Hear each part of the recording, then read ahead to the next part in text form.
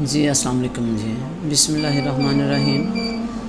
میرا نام آسیہ ممتاز، ادارہ اپنا گھر جہلم اولڈ ایج ہاؤس۔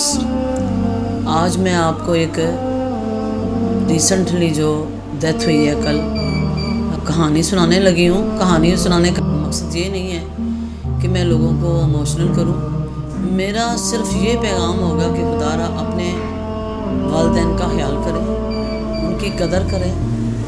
یہ جب دنیا سے چلے جاتے ہیں نا تو نہ پیچھے کوئی دعائیں رہتی ہیں، نہ کوئی دھیان رکھنے والا رہتا ہے۔ یہی سمجھ لیں چاہے انسان بوڑھا بھی ہو جائے پھر بھی جو والدین ہوتے ہیں نا وہی سہارا ہوتے ہیں اولاد کا۔ تو بات اس طرح ہے کہ 2013 میں ہمارے پاس ایک عورت آئی تھی جس کا نام اماں رانو، یہ تلا گنگ فتح پور سے تھی۔ جو اس کا بیٹا چھوڑنے آیا تھا اس کا نام تھا رفاقت علی، اور میں نے اس کو پوچھا کہ آپ کے کتنے بیٹے ہیں؟ کہتی ہیں میرے 2 بیٹے ہیں، ایک رفاقت علی ہے ایک لیاقت علی ہے۔ اور لیاقت علی جو ہے وہ باہر کے ملک میں ہوتا ہے، پتہ نہیں کدھر ہوتا ہے، اس کو کچھ نہیں تھا پتہ، بس یہ کہتے تھے دوسری کنٹری چند ہے۔ میں نے کہا ٹھیک ہے، ہم نے بس اس کو اپنے پاس رکھا ہے، ہفتہ 2 رہی ہے، اس کی حالت بڑی خراب ہو گئی۔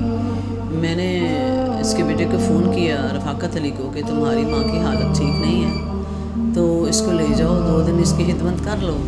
لیکن وہ آیا، لینے ضرور تھا، اس کو لے کر اس کو واپس بھی گیا اور 2 ویک بعد اس کو واپس لے آیا۔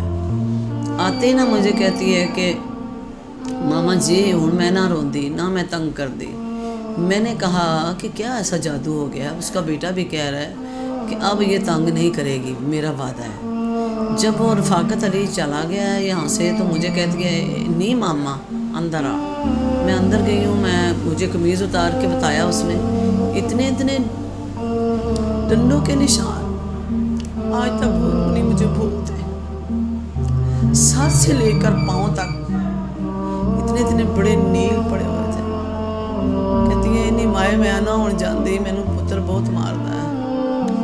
بہرحال وہ جب بیٹا اس کے چھوڑ کے چلا گیا تو مجھے فون کر کے یہ پوچھتا رہا ہے ہمیشہ کہ آپ جو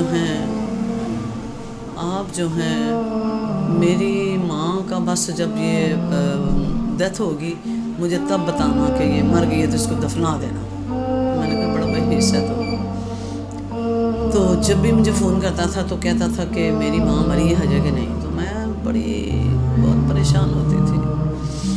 پھر یہ ہوا یہ کہ 9 ماہ پہلے اس کی نا آنکھوں کا ہم نے آپریشن کرایا، ذرا اس کی کم نظر آتا تھا، بالکل بلکہ نظر ہی نہیں تھا آتا۔ تو 9 ماہ پہلے پھر ہم نے اس کو بتایا کہ رفاقت علی تیری ماں کا ہم نے آپریشن کروایا، تو ذرا خبر ہی لینے آ جاتا۔ خبر کیا لینے آیا، اس کو اندر بٹھایا تو اس کو آنکھوں میں انگلیاں مارنی شروع کر دی اس نے کہ تیرا آپریشن کیوں کرایا۔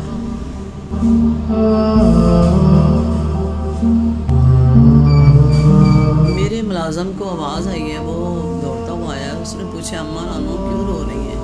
کہتی ہے میرے پترے مینوں ماریا، اکھیاں میں جنگلیاں ماری، تینوں نظر کیوں آتا ہے، کیوں آپریشن کرایا میں؟ دیکھیں جو بیٹا مجھے پوچھتا تھا کہ میری ماں مری ہے کہ نہیں، ٹھیک 1 ماہ بعد مجھے لاہور سے فون آتا ہے کسی شخص کا، انہوں نے مجھے پوچھا کہ یہاں پہ ایک اماں رانو رہتی ہیں، اس کی والدہ کا نام رانو ہے، تو ہماری نے ان سے بات کرا دیں۔ میں نے کہا وہ اس قابل نہیں ہے کہ بات کریں کیونکہ اس کا ذہن ٹھیک نہیں ہے۔ تو وہ کہنے لگا کہ میں نے کہا کہ آپ میرے سے بات کر لیں۔ کہتا ہے کہ بات یہ ہے کہ جو اماں رانو کا بیٹا ہے نا رفاقت علی، اس کو ہارٹ اٹیک ہوا ہے، وہ دنیا سے جا چکا ہے۔ میں نے آسمانوں کی طرف دیکھا، میں نے کہا واہ میرے رب، جو اپنی ماں کا پوچھتا تھا کہ وہ دنیا سے گئی ہے کہ نہیں، آج وہ خود چلا گیا، ایک بچی 2 سال کی اور ایک بچی 4 سال کی چھوڑ کے۔ بڑا مجھے انتہائی دکھ لگا۔ پھر میں نے کوئی بندوبست کیا، میں نے لاہور والوں سے کہا کہ بیٹے کا منہ دیکھ لیں ہماری یہ خواہش ہے. انہوں نے کہا کہ فلاں بس پہ بٹھا دیں تو آپ اس کو تلنگانگ بھیج دیں، وہ فتح پور ہی اتارے گی. میں نے پھر اس کو بٹھا دیا. تیسرے دن کوئی ان کے پڑوسی پھر واپس چھوڑ کے چلے گئے. اس کے بعد پھر میں نے اس کے بیٹے کو ڈھونڈا جو لیاقت علی تھا. مجھے کسی نے بتایا کہ لیاقت علی جو ہے نا وہ لیکچرار ہے ادھر اسلام آباد میں، ٹھیک ہے. تو اس کو بلایا. پھر ہم نے کہا کہ نئے سرے سے آپ آ کے فارم فل کریں یا پھر سائن کر جائیں کہ میری ماں آپ کے پاس ہے. تو ظاہر ہے آپ کی امانت ہے، ماں ہے آپ کی. بس آیا، بڑی مشکل سے آیا، بلا کے سائن کی اور چلا گیا. ابھی 3 دن پہلے اس کی حالت بہت خراب ہو گئی تھی اماں رانو کی. میں نے یہ کیا کہ میں نے اس کے بیٹے کو فون کیا لیاقت کو. تو لیاقت کو میں نے کہا کہ بس ذہنی طور پہ ریڈی رہنا کیونکہ تمہاری ماں کی حالت ٹھیک نہیں ہے، تو کسی وقت بھی آپ کو آنا پڑ جائے گا. تو پھر اس کے بعد اس نے مجھے 3 دن نہیں پوچھا کہ کیسی حالت ہے یا کیا ہے کیا نہیں. لہٰذا وہ کل جب اس کی ڈیتھ ہوئی ہے 3 بجے تو میں نے اس کو کال کی. میں نے کہا کہ لیاقت تیری والدہ دی ڈیتھ ہو گئی تے ہن کی کرنا ہے. کہتا نہیں گراؤں وچ نہ دسیو تے بس میں آمنا وا پیا. میں نے کہا ٹھیک ہے. تو میں نے اس سے پوچھا کہ کتنے بجے آؤ گے. کہتا ہے میں آؤں گا 9 بجے. ہم نے قبر کو کہہ دیا کہ 9 بجے قبر تیار رکھنا.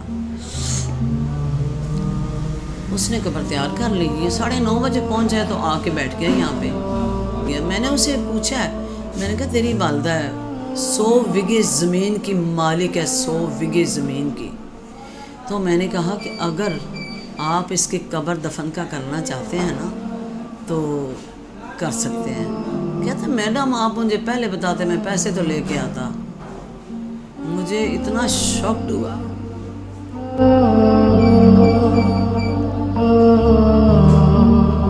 یہ چیزیں پوچھنے والی ہوتی ہیں. کل سے میں بہت، میری طبیعت خراب ہے اسی وجہ سے کہ یا اللہ اولاد دینا، نیک دینا، صالحہ دینا، قدر کرنے والی دینا. اس کے بعد میں نے کہا ماں کا منہ تو دیکھ لے. کہتا دیکھ لینا. پھر میں نے کہا کہ ساتھ جاؤ، جا کے دفناؤ. تو گیا ہمارا ڈرائیور، ساتھ لے کر گیا اس کو. وہاں پہ میت رکھی ہے لوگوں کو اکٹھا کرنے کے لیے، جنازے کے لیے. ظاہر ہے ایک دم تو کوئی بھی نہیں آتا. وہاں پہ ایسے چوری بھاگا ہے کہ نہ تو اس نے جنازہ پڑھا ہے نہ اس نے مٹی ڈالی ہے.